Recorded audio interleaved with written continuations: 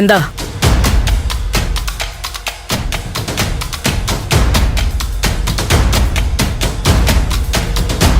നീ എന്തിനാ ഇവിടെ കയറിയിരുന്നത്?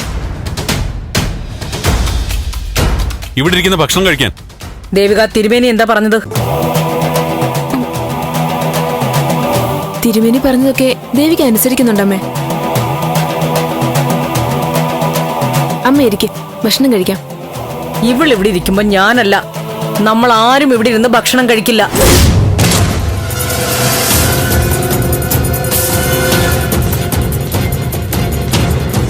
തിരുമേനി പറഞ്ഞ എന്താ? കഴിയുന്നതും മറ്റുള്ളവരുമായിട്ട് അടുത്ത് ഇടപഴകരുതെന്ന്.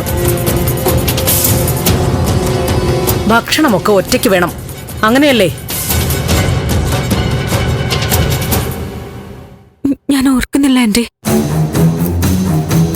രണ്ടിടത്ത് കിടക്കണമെന്ന് പറഞ്ഞു, പക്ഷെ ഭക്ഷണം കഴിക്കുന്നത് പറഞ്ഞു. തിരുമേനി അങ്ങനെ പറഞ്ഞു.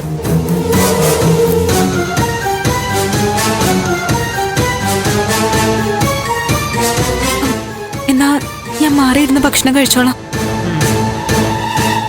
ഇല്ല, പറ്റില്ല. ഞാൻ സമ്മതിക്കില്ല. ദേവി ഇവിടെ ഇരുന്ന് തന്നെ ഭക്ഷണം കഴിക്കണം. ഇതൊക്കെ അമ്മ അടിച്ചേൽപ്പിക്കുന്ന നിയമങ്ങളാ.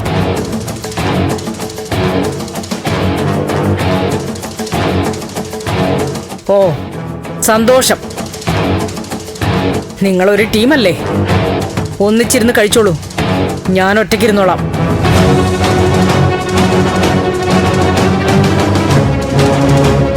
ഭാർഗവേ, എനിക്കുള്ള ഭക്ഷണം കിച്ചണിലെടുത്തു വയ്ക്കുക.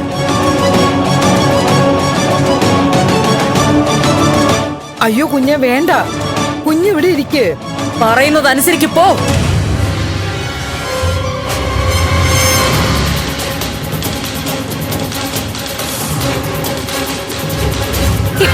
ആന്റി.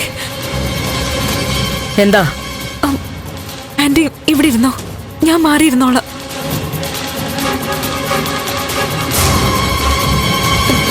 തിരുമേനി പറഞ്ഞത് എനിക്കിപ്പോ ഓർമ്മ വരുന്നുണ്ട്. ദേവി, പറ്റില്ല. നന്ദു തടയരുത്.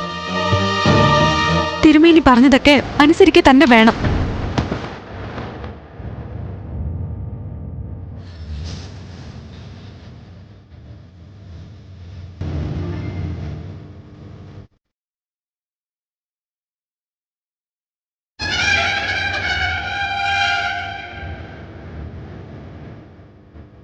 ദേവിക,